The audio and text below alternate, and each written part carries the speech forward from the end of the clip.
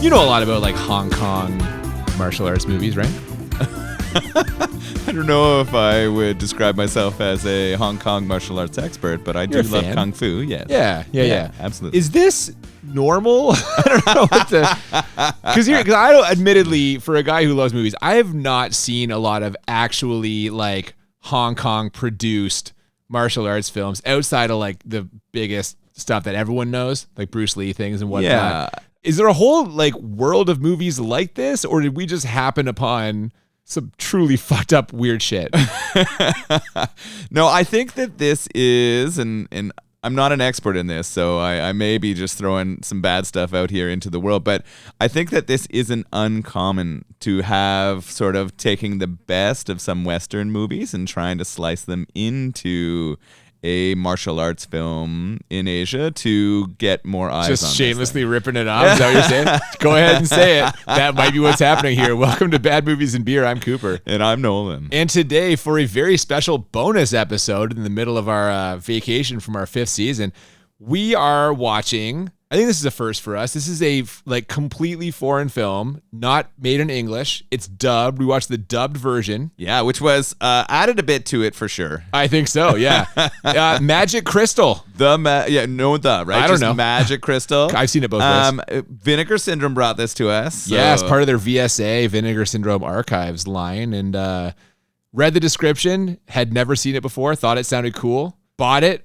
We watched it, and here we are. I don't know what the fuck. From 1986, martial arts film, also maybe a children's movie? I wondered that as well. I think there's definitely heavy children's movie vibes in here. Also, a healthy dose again of sci-fi and fantasy, and maybe like a buddy comedy. Yeah, definitely a bit of that in there too. It seems like something that was made to be for a broader audience, right? It wasn't an adult audience that this was designed for, or something that hopefully I think the creators of it thought could appeal to both children and their parents. Just throwing a bunch of shit up against the wall and seeing what sticks. Yeah, and a lot. That's what this felt like to me. A lot of stuff hits the wall in this for sure. It does, and we're going to be going through talking about all of it, and that we can make sense of, I guess. It's sort of a really weird and all over the place. But before we do, as always, we have paired the movie up with a beer. This one, the closest brewery to my house. Not to give secrets away here, but what are we drinking today, Noel? Yeah, this is from the Burlington Brewery. They've been around for, I don't know what, like half a decade, 5 years or so. I was going to say around 5, I think. And they have a really cool space. I think what they're best at is bringing people out for really cool events, right? And they have a Latin American-inspired kind of food menu and activities that go on there. Well, they're Latino-owned, so yes. I know they do, like, not just that, like some of their beers, they have like a Venezuelan ale, and this is a Mexican-style lager. There's even a stamp on it that says proudly made by Latinos. There you go. And yeah, that's reflected in the menu, some of the events, but they also just have like cool bands and shit, and like, I don't know. Yeah, I've heard they're doing amazing events down there, so it'd be fun to go down and check one of those out. This beer, though, the connection to our movie, the movie is the Magic Crystal, and we are drinking Magic Town, the beer. So it's the magic that is bringing all of this together, just like it does in the movie. Oh, it really does. This says it's clean and bright, with a high clarity and low bitterness, refreshing with light mango flavor. Nice. Without being overly sweet. So. And some of that's in the movie. The movie's very bright. Oh, absolutely. Yeah. Maybe not clear. Not clear. A lot of the movie wasn't clear, but yeah. But definitely bright and definitely something that is easy and casual. So the movie did not have high clarity, is what I'm saying. Yeah. But it also didn't leave me bitter, so I guess we'll talk about that as we watch it. Yeah, exactly. Yeah, I'm excited to try this, though. Let's crack into this. Yeah, let's do it.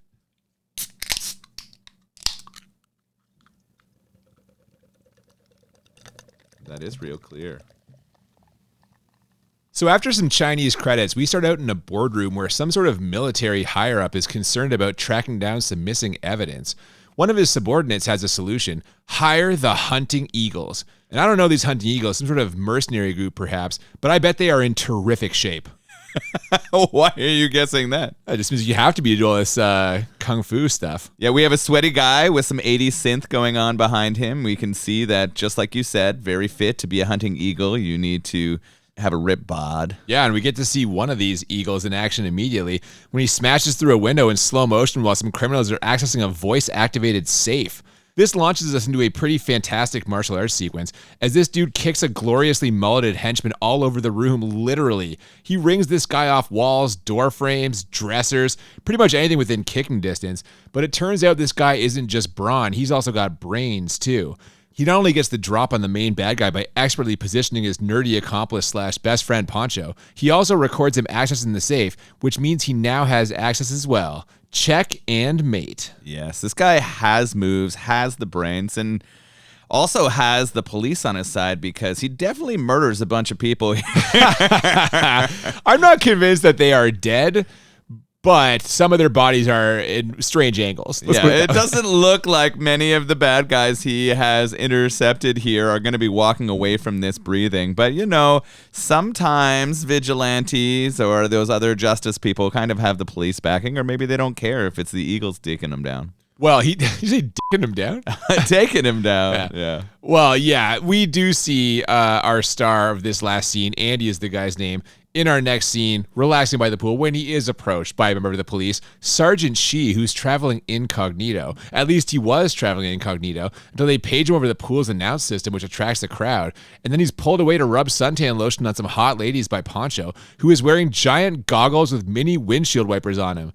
So yeah, there's a lot going on here. And again, I know I'm supposed to be the movie guy, but I have absolutely zero idea if this is normal for Hong Kong cinema. I keep going back to that. I'm like, is all of this supposed to be happening? They're definitely adding a lot of comedic elements to that. And I think that the balance of action and comedy in a lot of Kung Fu movies is common, right? Yeah. Like, that's not uncommon. This Poncho character, though, is a whole lot. He is dialed up to 11. Is it normal for police sergeants to be like national celebrities? I'm not they sure. page this guy, oh, Sergeant Shee. Like, yeah, and it's a bunch of women in bikinis who are all over him. So rub me, Sergeant. Are we in the wrong career path is what I'm Oh, too late. You knew some people that are in the police. Yeah. But not the Hong Kong police. No. Yeah. So that's celebrity there for sure. Apparently. Yeah. The cop shows up. He actually pays them too, right? So clearly they're not getting in trouble. He gives them some money for taking down those criminals. Oh, is that what was in the envelope? Yeah. Gives them some money for that. So I guess he is going to get away with murdering, or I'm saying murdering those guys. They're probably dead. The human neck is not supposed to bend that way. While all of the rubbing is going down, they also get a letter from the Asian Indiana Jones. Oh, yes. We did not mention, I mean, it hasn't come until this point in the movie, but Andy, his best friend, I guess, or some guy that he used to go to school with or some shit, is like an archaeologist / explorer who has stumbled upon something so dangerous that he fears for his life. Yeah, and it's a magic crystal. I'll tell you now. Spoilers, holy shit. He's in Greece doing some research, and he's sent a letter to Andy asking him to come help protect him because there's no phone. He's not going to be able to call him with a cell phone or something like that. So the letter's the only way we can get a hold of him. So he's got to head off to go help his friend. But before we get there, we're introduced to another important character here. Oh, my God in heaven. Yes. We're going to meet Andy's nephew, Pin. Pin is just finishing up for the day at school, so go to pick him up, which is an assignment that does not exactly go off without a hitch, as Poncho tries to step in and deal with a bully who's picking on the nephew. Ha! You little bully! You're fat and you're ugly and you're a mean little cretin. Understand? Papa, help me. No use calling your father. By the looks of it, he can't be any better than you can. Let him go right now. You mean you're his father? That is my son. This is very symbolic of the nature of Poncho. He just runs his mouth and gets in trouble and doesn't see the guys behind him and the danger around him, and then he has a hilarious oh reaction. I tried to make that sound the least bit stereotypically Asian as I could. I don't know if I pulled it off. Yeah, you did. I don't think that was an Asian sounding sort of scream or surprise. Stereotypical. Not all Asians sound the same, Noel. Come on. That's exactly right. So we go from this like strange little bullying intro to the little boy to a Greece travel montage. Yeah, you must have liked that, eh? I do. The montages are coming hot and heavy, and I like it. Yeah, sure. No, we are off to Greece, where Andy and Poncho and Pimpin will hopefully meet up with Sergeant Shee's contact, that guy that sent the letter, before the KGB gets him. And I'm happy to report that while I have very little idea what's going on here, at least the main characters' roles are becoming clear. Andy's the hero, Poncho's the comic relief, and Pimpin is the precocious kid who will meet and eventually befriend E.T. You mean the magic crystal. Oh, I'm sorry. What did I say? Yeah.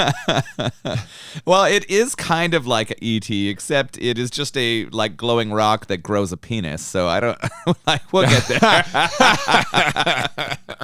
Well, that's the magic, Noel. Yeah, that's the magic in it. I as a parent, I'm curious why the parents of Pin allowed him to go on this dangerous adventure with his uncle and the creepy sidekick. Did we ever meet his parents? His mom. We meet his mom. Oh, that's in here right. too. Yeah. But it was strange. Why are they picking him up and taking him on this dangerous adventure? They know their job is to go protect this guy who's found something. But it's the same adventure. They're going to Greece. He's in Greece. But why would you bring the kid? Because you need someone to talk to the crystal in an adorable way. Oh, you can't make E.T. without Asian Drew Barrymore, Noel. Yeah. Is that what Pin is? I mean, yeah, I guess. Either way, we get to meet some of the secondary characters when we get to Greece here. There are a pair of Interpol agents, one of which is played by Cynthia Rothrock, herself a martial artist and veteran of several exploitation films, as well as Shen, the guy Andy and Poncho are supposed to be meeting, who has unfortunately been met by the KGB first. They're after whatever is in the mysterious briefcase this guy is carrying around, but to get it, they'll have to defeat all comers in a martial arts showdown set to the sweet, sweet sounds of the 80s. This legit sounded like the soundtrack to every great NES video game. Yeah, it absolutely did. And it was glorious. I enjoyed Just this aspect 8-bit of it. synth everywhere. 8-bit synth. Yeah, it's pretty good.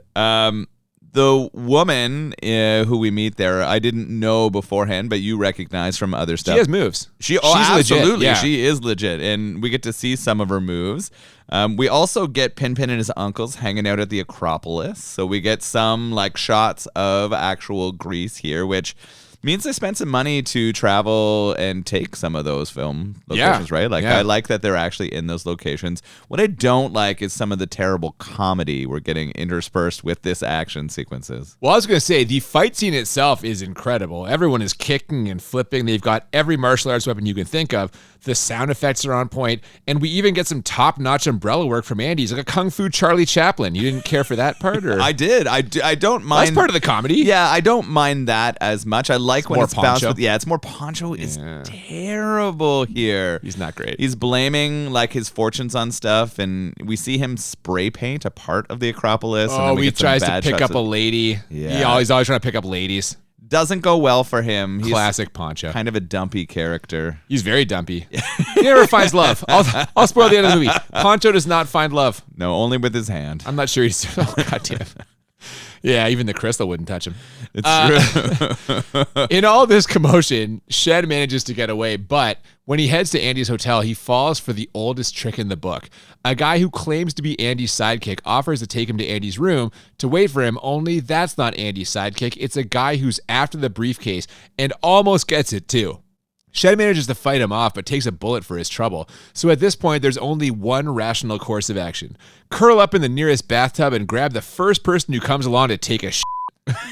This is this guy's plan. I understand this. Yeah, I think he knew that it was Andy's apartment here. I think he knew that this is where Andy was supposed to be staying while he was here, and so he was hoping it was Andy to show up, but who is it who shows up instead of Andy? Oh, it's Poncho. Yeah, of course. Because you need a comedy scene of someone taking a shit and getting terrified and screaming and kicking without ever actually getting off the toilet. You want it to be Poncho. Yeah, you do. And he also shits in the bidet, which is like part of the comedy they've added to yeah, it he thought it was right? a second toilet. I do Yeah. like his reaction here, though, to getting grabbed by this guy's bloody hand.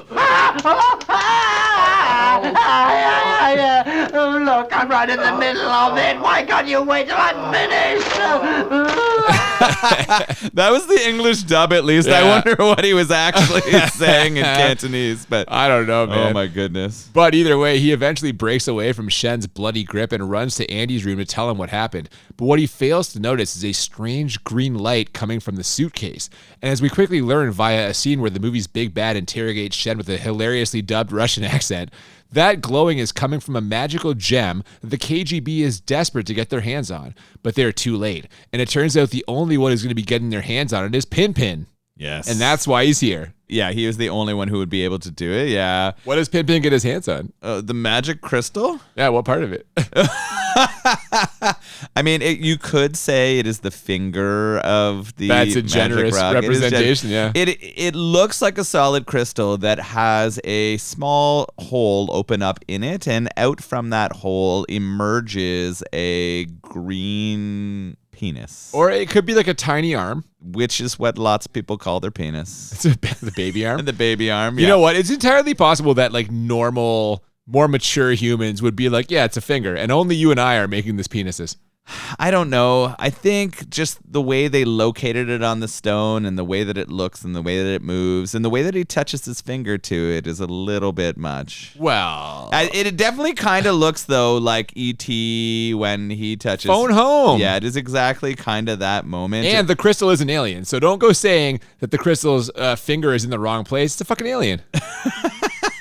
It's true. It could be anything. The interesting thing is that this was in Pinpin's bag, and he gets it back, and he finds it, and they're back in Hong Kong here. Yeah, the guy stashed it in Pinpin's bag. Yeah, Smart. which is kind of what saves it here. Only Pinpin can see it, though, which is interesting, and I guess that's why Pinpin's in the movie. The innocence of a child. How did you feel about the crystal itself? Because to me, it looked Oh, it like looks a like piece of shit. painted styrofoam. Yeah, it's awful. It is a terrible special effect. The finger or whatever extending is also terrible. The crystal. the glowy rock boner. Oh, some of the Yeah. worst shit you will see is this crystal. Now, it's really bad, which adds to the hilarity. It takes advantage of him because... Pinpin? yeah, like a little bit in terms of like... Raising. It's trying to use his innocence, and then it starts to kind of fuck with others, too. Like, this alien crystal rock thing is not purely innocent. It has an agenda here. Well, it's trying to survive. Everyone's after it and trying to like harness its power. So yeah, no. But after Pinpin's, let's say, handshake with the magic crystal, we cut to Andy heading to meet up with Shen's sister, the suitably attractive Winnie. Before that happens, though, Andy meets Winnie's suitor, the hilariously named Lao Ta. It means big boss in Cantonese, and is almost certainly not his real name. They have a weird comedic exchange over a parking spot that ends with Lao Ta having a freezer dropped on his car before they meet again at the aerobic studio where Winnie is working out. And what a workout it ends up being, huh? The big battle you're speaking man. about? Yeah. Yeah, we seem like we're in a gymnastics studio or something like that, a big gym. And all of a sudden, a giant gang of people with weapons converges on this place. I guess we're supposed to understand that these are the like big bosses, the KGB guys, henchmen, and we get this massive battle, and it's pretty fun. Andy is fighting and kicking the shit out of almost all of them, but they're trying to take Winnie. They sure are. And this ridiculous fight scene ends with Andy diving off of a third-story balcony to try and rescue her from some kidnappers, followed by Lao Ta diving off the same balcony and completely eating shit on the pavement, yet somehow being fine. Yeah. Well, fine enough to follow them home and try to perv out on Winnie anyway. The crystal sums it up like this. The girl is very strong-willed. The man is an idiot. Very low IQ. Is the crystal on point here or what? That's an astute observation. The crystal nails it. Whoever did the interpretation for the crystal has really got bang on right here on the messaging for this. And that's what they're trying to show, right? They're setting this up as Andy's future love interest. So, of course, she has like a douchebag idiot boyfriend before they meet. Yeah, and that guy will also be a comedic foil as this goes along. So it's not just Poncho. They're working this dude in too. The crystal is making all kinds of moves here, tricking Poncho into almost giving Pinpin his giant bowl of ice cream, then forcing Lao Ta to hallucinate Winnie ripping her own face off before rearranging his body by switching his feet and hands. So we are right into the comedy, like I said.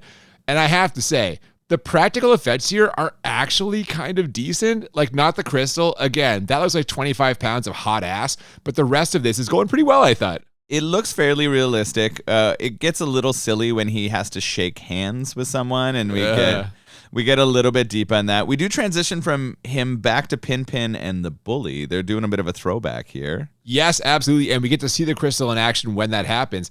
It infuses Pinpin with the courage and strength to defeat that bully from earlier. but also with the wisdom to embrace the bully in the spirit of friendship when all is said and done. He just has one big kick and it sends the bully fucking flying. Oh, yeah, the crystal, yeah. Boosts the shit out of him because of the crystal's powers. And the crystal turns him into Jean-Claude Van Damme. And exactly. And then that big, chunky bully kid just starts bawling. And like you said, Crystal tells them to go and embrace that bully. And they fix all of those problems. And that's sort of the message of this movie, right? Kick the shit out of them and then hug them and you're going to be friends forever. Yes, kick them, but don't kick them while they're down. Exactly. But that's about all the friendship we're going to get in this section, as Andy and Winnie get into a tense standoff with the main KGB thug at a parking garage. Andy tries to take him down, only to get quickly dispatched. One of my masters was Chinese. He knew all the kung fu styles. Want to fight me? It's not so easy. How's Andy going to get out of this one? Oh my goodness. This KGB guy is no joke. Andy is there with him, and he's going to try to battle him. He also threatens to fucking rip off Andy's dick. Well, sure, yeah. Standard KGB fare, I think. I will remove your erection, I think, were the the words in here. We get a small skirmish between them, and instead of beating him, Andy has to flee, though, right? He has to jump off the building and run away. He's not able to take him down here. He's heading back to try to get to some safety. Yeah, sometimes discretion is the better part of valor, and Andy does get out of this. And speaking of people getting out of things, Lao Ta manages to get out of this whole hand-foot mess by hiding the crystal from Andy, who is now convinced that Pin Pin has it. And not only does the crystal uncross his limbs for him, it also gives Lao Ta the ability to control other people as long as they're within 5 feet of the crystal. He runs out before hearing that last part, though, which results in some low-grade hilarity when he tries to get a bank teller to give him all the money and ends up getting locked up in an insane asylum. Can I help you, sir? Give me all your money. Give me big bills. No small bills. $500, $1,000 bills. Give me your big notes. I've got big notes for whoever wrote this movie. Write a coherent plot and or story. We're all over the place here. Yeah. Like, why are we doing a weird comedy sidebar with this guy? So do you think it is editing? Do you think it was too short and they wanted to jam some more stuff in? Do you think that it was written like this and everyone thought it was fun and funny? Like, why is this such a clusterfuck? I keep going back to there's something here I don't understand. Like, I'm not familiar with this genre or this, like, culture of movie. This is a formula that we just don't get. Yeah, it's not a formula that I'm familiar with, and I'm questioning as we go along. And how here. did you feel about what the crystal did? It fucking tricked him into thinking he was going to be able to control people so that he would use it and get himself in trouble or arrested. Oh, you think that's what it was? Oh, see, no, I took this a completely different way.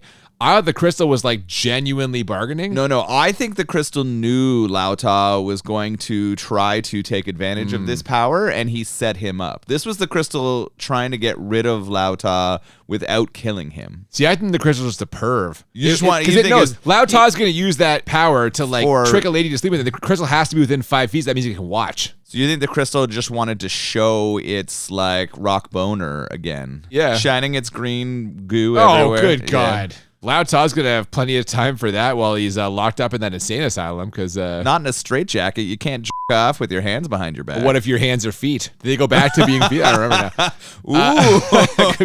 If he liked foot stuff, he wouldn't have asked for it to be reversed. He could have just been using his feet all along. This is what everyone's come to expect.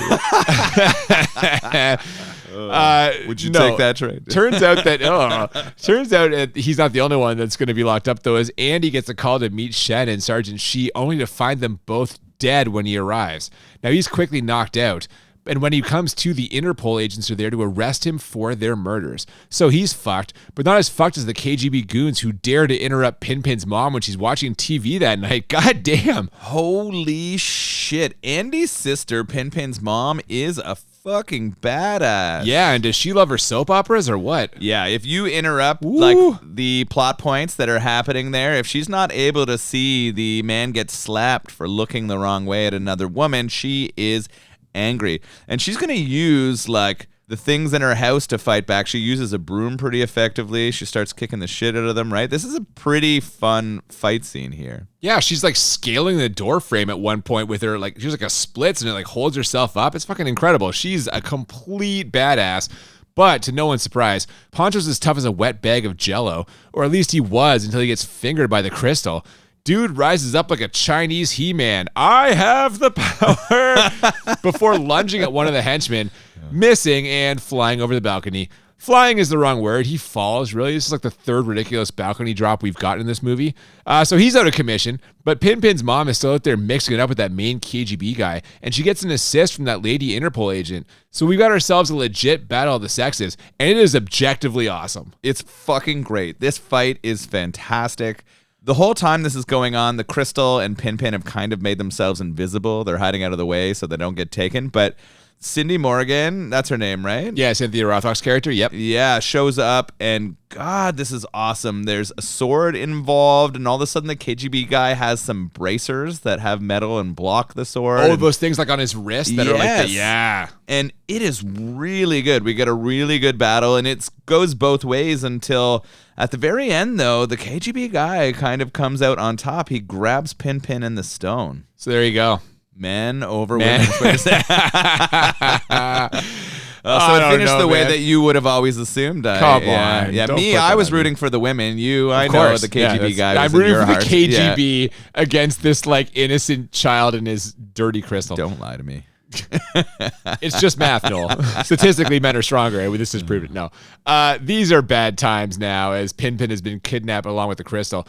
And Andy is still stuck in jail, or at least he was stuck in jail until an overly elaborate plan involving an ice bullet gets him out of there and back on the streets. And before you know it, he, Poncho, Pin's mom, and the Interpol agents are infiltrating the KGB hideout, which is located in like a big warehouse/loading dock.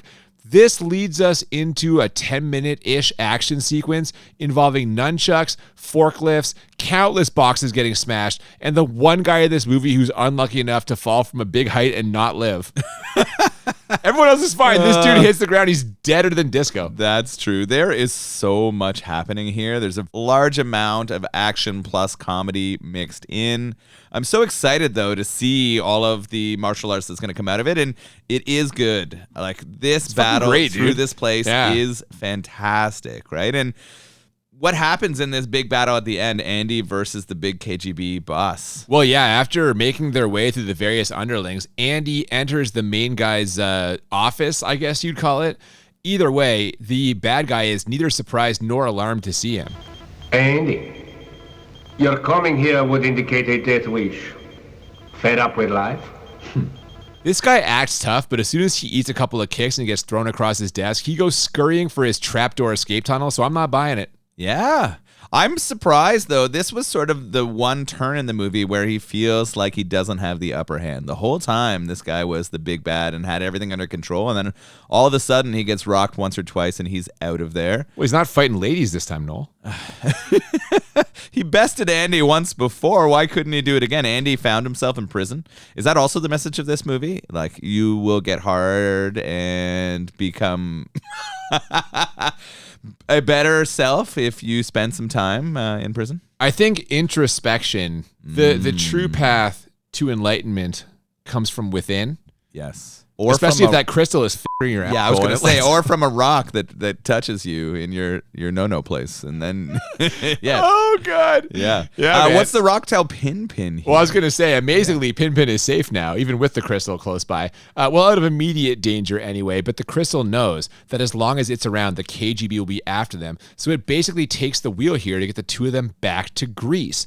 This involves some quick scenes of vaguely humorous mind control, but this deception is not enough to throw the main KGB guy off the trail, and before long, he has climbed aboard their boat and murdered its captain. Luckily and inexplicably, though, he decides not to take the crystal back to Russia, but rather to continue on the exact course they were on anyway, one that leads them to the crystal's home on a Grecian island. Now, I say Grecian island, but really the crystal's home is located in the last 15 minutes of Indiana Jones and the Kingdom of the Crystal Skull. Oh my goodness. We've gotten E.T., we've gotten aspects of previous Indiana Jones movies, and now this happened before the Crystal Skull. I was going to say, if I were the producers of this, I would be sending a strongly worded legal letter to Steven Spielberg and George Lucas, circa whenever the hell Crystal Skull came out. Yeah. Yeah, another movie we talked about on this podcast. Our most downloaded episode ever, I believe. Really? Oh, no, actually Bloodsport is. Oh, okay. Which I wouldn't have guessed, but yeah. So they arrive on the island and they get into a cave with the kid. Andy and everyone else shows up and they all fall down a chute into this cave. Yeah, we end up in that other part of those Indiana Jones movies, I forget which one exactly, where they have to successfully navigate some low-budget booby traps. Yes, so that's all of them. You're right. No, it is. You're absolutely correct. But Andy, Poncho, and the Interpol agents do successfully navigate these traps and make their way into a chamber where they discover an even more low-budget spaceship and some ridiculous narration from a dried-up alien corpse. 2,000 of your Earth years ago, my spacecraft crash-landed here. They all thought I was a god. I created a beautiful Earth woman body for myself. And they called me Venus. Fucking Venus. The god? The Greek god? Yes, and she was worshipped like a god until something happened with the crystal and she dried up. I'll be honest, I kind of lost the plot here, but I think she needs the crystal to return to the home planet. So good that the bad guy decided to walk in holding it just then, huh? Yeah, that was convenient. There's so much going on here. You're getting kind of like references to Predator almost. It made me feel like when they found the spaceship in Predator. Sure, Predator 2. Predator 2, exactly, yep. Yeah. So there are some historic remnants of things that are around there. So I'm kind of getting that feeling. It's definitely Indiana Jones feelings here. We're about to have a battle, though, in this spaceship room. It was convenient he brought it here, and this is where the final fight is going to go down. Where else can you go at this point? We've come all the way back to Greece. We're at the cusp of the alien returning home. At the alien who was a Greek god. Venus was the god of sex, right? Was she? Or was she god the god of love? No, oh. Goddess of love. Goddess. Are they all of just love. called gods now? Is it like actors in the Oscar category? I think so. What's this battle like, though? Final battle time. Oh, it is a lengthy fight sequence here, which predictably ends with Andy and company successfully getting the crystal back, but which unpredictably ends with Pin losing his pants. Why did Pin lose his pants? And I hope it's not because of the crystal. No, it's because it gets caught on it. He's like sliding down some chute or something, and it like gets caught on a piece of the ramp, and they're just gone. He's just in his underwear. But that's not all he's going to be losing, as after placing the magic crystal back into the Matrix, which is really just an empty space in the low-budget spaceship, the crystal says a tearful goodbye after launching the ship into space. I used all my energy to send my master home. I'm dying. Please don't die, Jade. Please don't die. Goodbye, my little friend. So imagine the end of Harry and the Hendersons, only the John Lithgow character is a glowing green rock and Harry is a pantsless Asian boy. I think talking about John Lithgow and pantsless Asian boys is problematic. It seems real. I don't know. We'll be hearing from John Lithgow's lawyer. Yeah, sometimes. Any minute now we're going to get that. Holy crap, the references and the way that this is ending. It's so much. We've like gone through this, but you have to see it because there's just so much going on. And doesn't the crystal uses all of its energy to send off this spaceship? That's all it had left. But it's not over because it's about to give birth. That is true. I guess. Yes. This about wraps things up now. The bad guy is dead or on his way to wherever the fuck the alien came from or whatever. He kind of dives on the thing and tries to grab it one last time, and the ship takes off. Taken off with it, yeah. After some good battles, like there were some good martial arts fights throughout this whole thing. The weird thing is that the martial arts are fantastic and the plot is just confusing as fuck. Yeah, and for us going through this right now, it's hard to just describe the martial arts battles because they're so fast, there's so much happening. But it's just like punching and kicking. It's hard to I think that's the hard part about describing this movie because such a large percentage of the time of this movie are the fights and they're excellent. Yeah. But without giving a blow by blow description, we can't describe how effective or great they are. This is one of those movies we talk about that you should try to see. It's the same problem we had with Death Wish 3, only all those gunfights were terrible. It was just endless shooting in every direction. That's true. And so we were kind of like, yeah, then they shoot a bunch. It's the same problem in this, only these are actually great martial arts scenes that you should see. I agree. Yes, absolutely. Yeah. So the bad guy's dead or on his way on the ship, something. And we get a happy ending when, like you alluded to, the crystal births a little baby crystal. And we get a freeze frame before an ad for Singapore Airlines and some outtakes in the end credits. Yeah, I have no idea what the fuck this was, but it was really something.